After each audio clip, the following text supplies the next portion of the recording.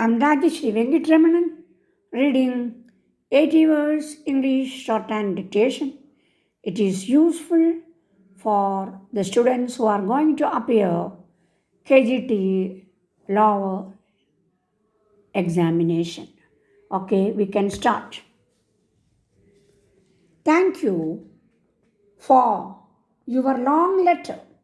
It is very kind of you and Mr. Nelson to offer to meet Mr. Sharma and me at New Delhi airport on Wednesday. As you can imagine, we were rather disappointed when we heard that my father would be on holiday and therefore unable to meet us. We have managed to book a flight from Bombay, which is scheduled to arrive at New Delhi airport at 19 hours in the evening. I think the best plan would be for us all the arrange to meet in the lawn of the London building number 1, as this would avoid any unnecessary confusion. Most of our luggage has been sent by train, so we shall have only a couple of small suitcases which will easily fit into the bed of your car.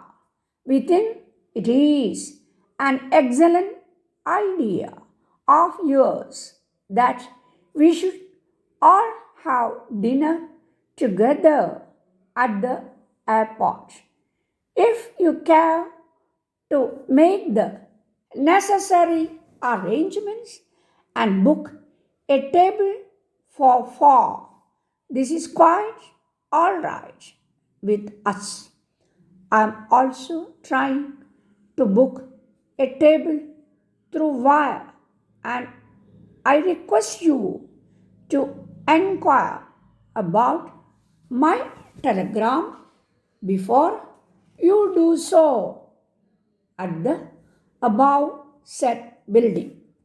If it is done by the time you ask them, please wire to me. Thank you once again for making this offer, and we shall look forward immensely to seeing you on Wednesday. The suggestion about making sports compulsory in schools has an on immediate appeal. This suggestion has even more impact considering India's dismal performance in the recent Olympiad held. Countries and republic which are one tenth or even 100 of the size of India have secured a medal or two, whereas a vast country like India had to depend on a sole participant or a single game to win a medal and two without any result. This state of affairs calls for a cathartic introspection. As usual, the sports persons would complain about the lack of equipments and facilities, and the authorities would complain about the paucity of funds. Very soon, the whole episode would fade into a conflict and slowly disappears.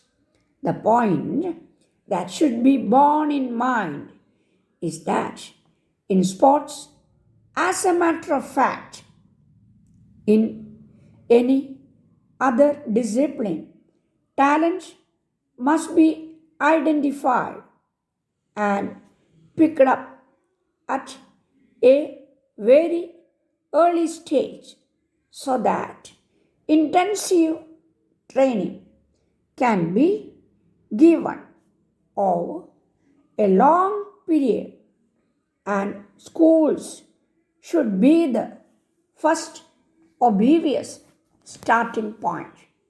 The idea can also be extended to opening government sponsored sports universities where our star sportsmen and women could be trained under professional guidance.